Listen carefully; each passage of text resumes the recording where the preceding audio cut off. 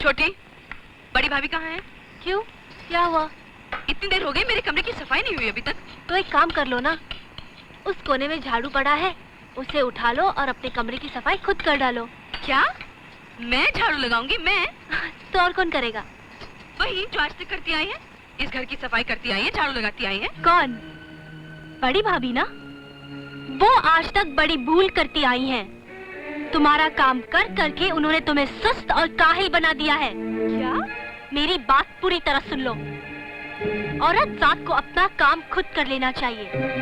इससे औरत जात की इज्जत भी रहती है और धर्म भी पूरा हो जाता है। हम भारत की मिट्टी से जन्मी बेटियां हैं, ये हमेशा याद रखना चाहिए। अब शर्माओ मत। वहाँ झाड़ू पड़ा है, उसे उठा लो और अपने कमरे की सफाई खुद कर डालो। क्या? मैं सफाई करूंगी? मैं इस घर में 6,000 रुपए किस लिए देती हूँ? झाड़ू लगाने के लिए, सफाई करने के लिए? तुम 6,000 रुपए किसके हाथ में देती हो? माँ जी के हाथ में। माँ जी के? ठहरो। पिताजी, आप कुछ कहते क्यों नहीं है? हा? आपको पता है छोटी बहू ने क्या क्या कर डाला? उसने तो झाड़ू तक थमा दिया हाथों में। अरे भाई, अब तुम राई का पहाड़ बना रहे हो तो मैं क्या करूं? अब तुम एक बात बताओ, अगर तुम्हारी पत्नी थोड़ी देर ही झाड़ू मारेगी तो क्या उसका धर्म भ्रष्ट हो जाएगा? अब तो वाह वाह पिताजी, इस घर में 6,000 रुपए देने के बाद भी क्या मैं ही झाड़ू लगाऊंगी? तुम्हारा क्या मतलब है कि जिसका पति जितने कम पैसे देगा उसकी पत्नी को उतनी ज्यादा झाड़ू पोता करना पड़ेगा? जी, अब आप सही समझे हैं। इस लिहाज से तो फिर मेरी पत्नी को सबसे ज्यादा काम करना चाहिए, क्योंकि मैं तो घर में कुछ देता ही नहीं हूँ। माँ जी क्यों करेंगी? वो तो इस घर की देवी है। ठीक है, तो फिर मैं ही लगा लेता हूँ। लाओ बड़ी बहू, ये झाड़ू मुझे दो, मैं ही झाड़ू लगा लेता हूँ। नहीं नहीं बाबूजी, ये आप क्या कह रहे हैं? ऐसा सुनना भी मेरे लिए पाप है। मैं झाड़ू लगा दूंगी। नहीं दीदी, तुम जाके बीमार राजू के पास बैठो, मैं कर देती हूँ। नहीं राधा, जिसका पति 1,000 रुपया कमाता हो, उसके बीमार बच्चे को माँ का प्यार पाने का कोई हक नहीं। आई बड़ी माँ की ममता दिखाने वाली।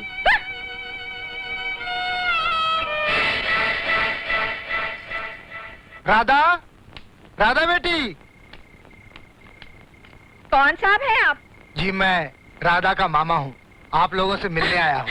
ओहो, तो आप हैं राधा के मामा। मेरे छोटे बेटे को फांस लिया और बिना किसी लेन देन के अपनी भांजी को फटे पुराने कपड़ों में लपेटकर मेरे घर भेज दिया।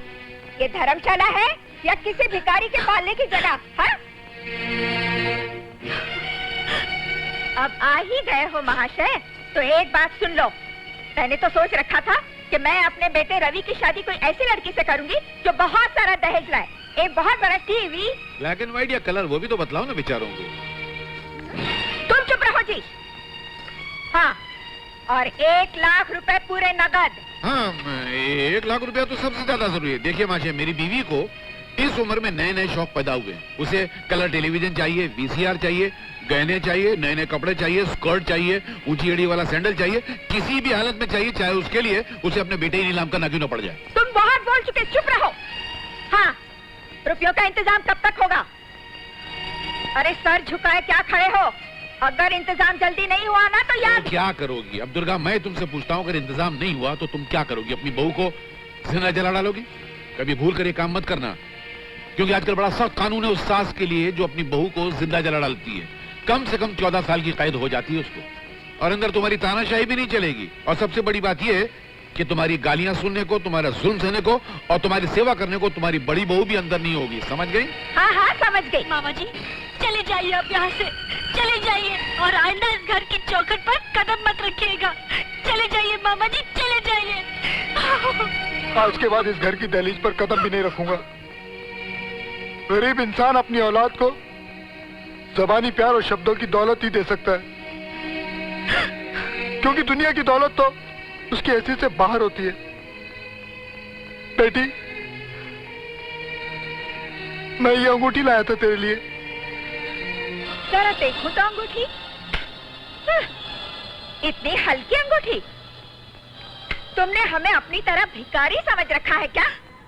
ले जाओ अपनी अंगूठी, और खबरदार जो ऐसी घटिया चीजें दोबारा हमारे घर ले आए। खड़े खड़े मेरा मुंह क्या देख रहे हो? निकल जाओ यहाँ से। बाबूजी,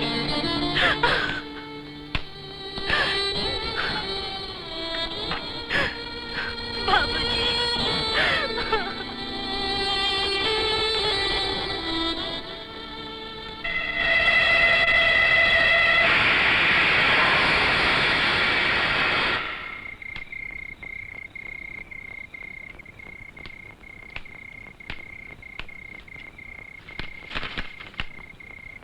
रवि बेटे तुम? अरे मामा जी आप, नमस्ते। नमस्ते। कब से बैठा आपका इंतजार कर रहा है। क्यों? अरे घर का हाल चाल जानने के लिए, और क्यों। अच्छा अच्छा अच्छा। अरे भाई इसको कुछ चाय वाय पिलाई कि नहीं? हाँ सब कुछ पिला दिया। अरे बेटे खड़े क्यों, बैठो बैठो बैठो बैठो। क्या हुआ, अंगूठी दे राधा को? हाँ अंगूठी, हाँ बिल्कुल दे आया हूँ राधा को। उसे अपने पास बैठा के अपने हाथों से अंगूठी पहना के आया हूँ मैं। राधा की सास ने कुछ खातिर वातिर की कि नहीं आपकी? हाँ हाँ बहुत खातिर की। अरे भाई मजाक थोड़े ये, आखिर मैं समझी हूँ उनका, खातिर कैसे नहीं करते वो लोग। मामा जी आप जब भी कभी दफ्तर के काम से शहर जाएंगे आप हमारे घर पे ठहरेंगे। नहीं बेटे, नहीं जा पाऊंगा तुम्हारे घर। तुम्हारे घर वाले बहुत खातिर करते हैं, पर इतनी खातिरदारी मुझसे सहन नहीं होगी। अरे आप रो रहे हैं क्या? नहीं धनवंती, ये तो राधा के प्यार के आंसू हैं।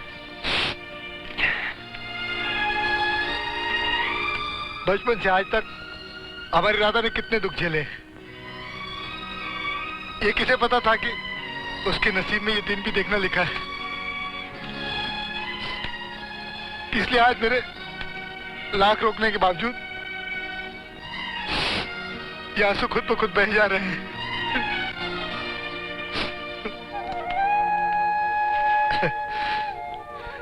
तेरा काम कैसा चल रहा है? बहुत अच्छा जी, शुक्रिया।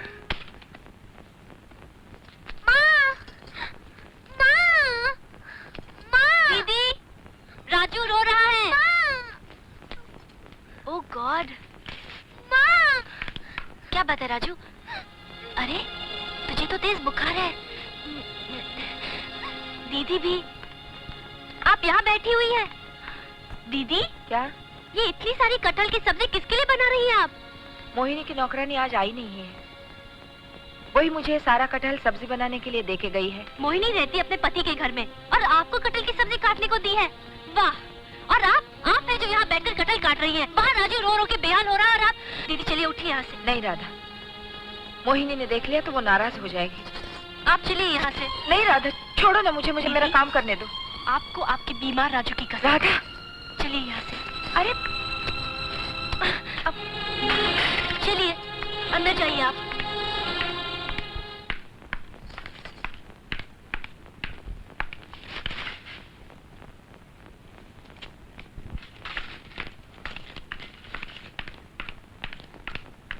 चुड़ैल, अरे ये कटहल वैसे की वैसी पड़ी है और ये महारानी गायब। अभी देखती हूँ। भाभी, बड़ी भाभी, बड़ी भाभी। एक मिनट, उनसे क्या काम है? मुझसे कहो। तुमसे क्यों कहूँ, मुझे उनसे काम है। अरे इस घर की बड़ी बहू पर हुक्म चलाने से पहले तुम्हें छोटी बहू से बात करनी होगी। मुझे तुमसे कोई बात नहीं करनी। क्या बात है? क्या हुआ मोहिनी? माँ देखो ना, मेरे देवर जी मेरे घर आए हैं। तुम्हें तो मालूम है ना कि उन्हें कटहल खाने का कितना शौक है। हाँ। माँ मैं कुछ कटहल लाई थी और बड़ी भाभी के पास काटने के लिए दे गई थी, लेकिन उनकी हिम्मत देखो, सारी की सारी कटहल वहीं पड़ी है।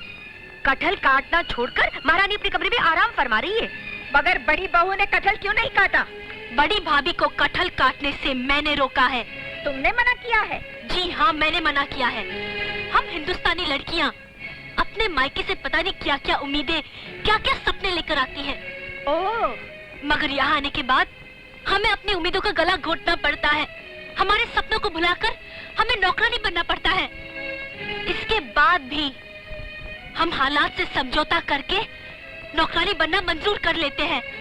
मगर माँ जी, अगर बाहर वाले आकर हमारे साथ नौकरानियों जैसा बर्ताव करे तो हमें यह हरगिज़ मंजूर नहीं होगा। उस दिन जब मैंने आपको बोला कि मुझे कटहल काटना नहीं आता, तो आप लाल पीली होकर बोली, क्या मुझे मेरे घर वालों ने सिर्फ बड़ी बड़ी बातें करना सिखाया है, कटहल काटना नहीं सिखाया? आज मैं आपसे पूछती हूँ माँ जी, क्या सिखाया आपने अपनी बेटी को? सिर्फ झगड़ा करना?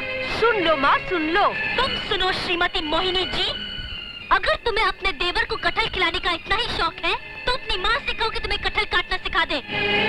और अगर तुम्हारी माँ भी न जानती हो तो तुम मेरे पास आ जाओ, मैं तुम्हें कटहल साफ करना और काटना ऐसा सिखा दूंगी कि जिंदगी में दोबारा काटने का नाम नहीं लोगी। समझी मोहिनी जी?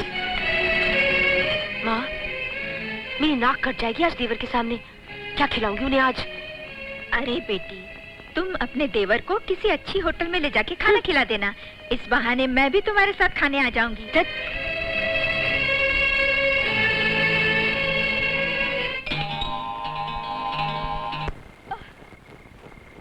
दुर्गा, क्या हुआ? तबीयत तो ठीक है ना?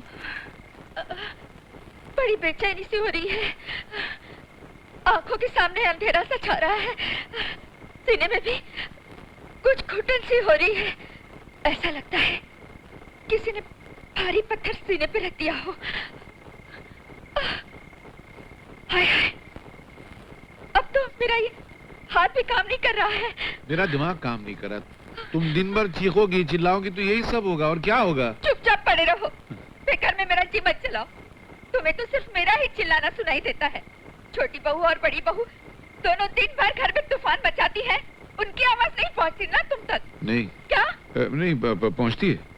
छोटी बहू बड़ी बहू के साथ मिलकर खामोशी से लीडरों की तरह चाल चलती रहती है, उसका कुछ नहीं। अरे मैंने सुबह सिर्फ कटहल काटने को कहा, सिर्फ थोड़ा सा कटहल काटने को कहा, तो न जाने कितनी सारी बातें सुना डाली मुझे। हाँ, ये तो बहुत बुरी बात। काटी नहीं, उल्टी तुम्हारी नाक काट डाली उन्होंने। क्या? मेरी नाक काटना सांप के बिल में हाथ डालने जैसा है। मौका मिलते ही ये सांप ऐसा डसेगा कि उसके रोम रोम में जहर भर जाएगा, समझे? तुम्हारे सीने का दर्द अच्छा हो गया? ज्यादा हो गया? सो जाओ, सो जाओ, सो जाओ। बड़ा दर्द हो रहा है। तुम मजाक तो नहीं कर रहे हो ना? नहीं नहीं, मेरी हिम्मत हो सकती है मजाक करने की। सो जाओ। बड़ी बेचैनी हो रही है। बहुत अच्छा। जो अपना लगे उसे अपना बना लो। हो तो गया। मेरी बात बाबूजी, मेरी माँ कहाँ है? श्राद्ध में गई है। श्राद्ध में? किसके? अरे तेरी छोटी बहू और बड़ी बहू के श्राद्ध में गई है। ओ बाबूजी, आप भी कमाल करते हैं। बताइए ना माँ कहाँ गई हैं? अरे मंजली बहू के कमरे के अलावा तेरी माँ और कहाँ जा सकती? जाके देख ले वहाँ पर। अच्छा सुन सुन सुन। क्या है? इसे तू एक आ गई, तू मेरी एक मदद करेगी? बाबूजी पैसे तो नहीं मांगेगे ना? इसीलिए शायद मुझसे डरती रहती है, भागती रहती है कि मैं भिखारी की तरह तुझसे पैसे न मांग लूं। मैं बेटी में पैसे नहीं मांगूंगा। तो फिर ठीक है, बताइए ना क्या चाहिए? क्या है, मैं अंधा हूँ, मैं लिख नहीं सकता ना। मैं तुझे एक कविता बोलता जाता हूँ, तो मेरी कविता को लिखती जा। ठीक है, बोलिए। कागज ले, कलम ले, बैठ जा तो बोलूंगा ना।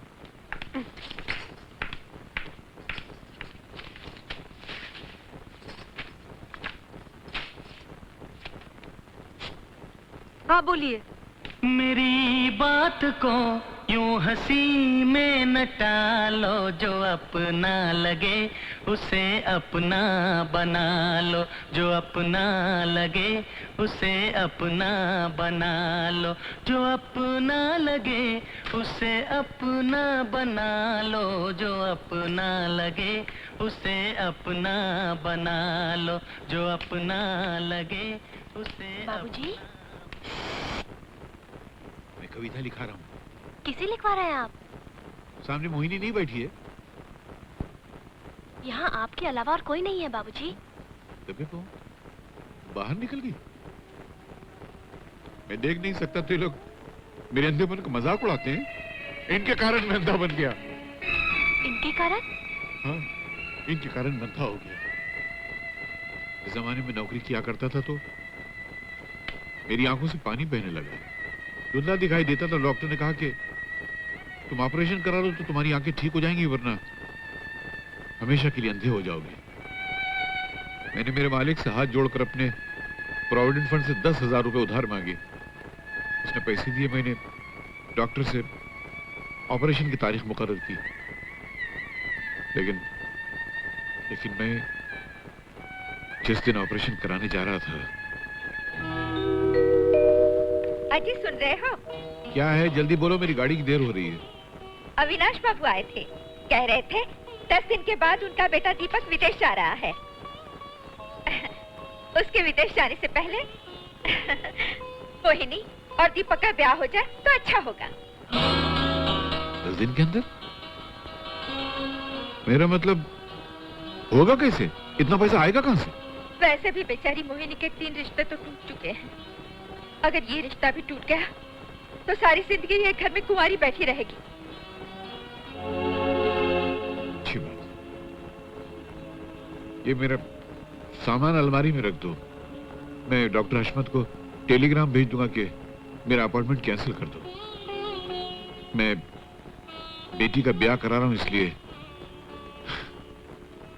ऑपरेशन नहीं करा सकता। ये अंदर रख दो।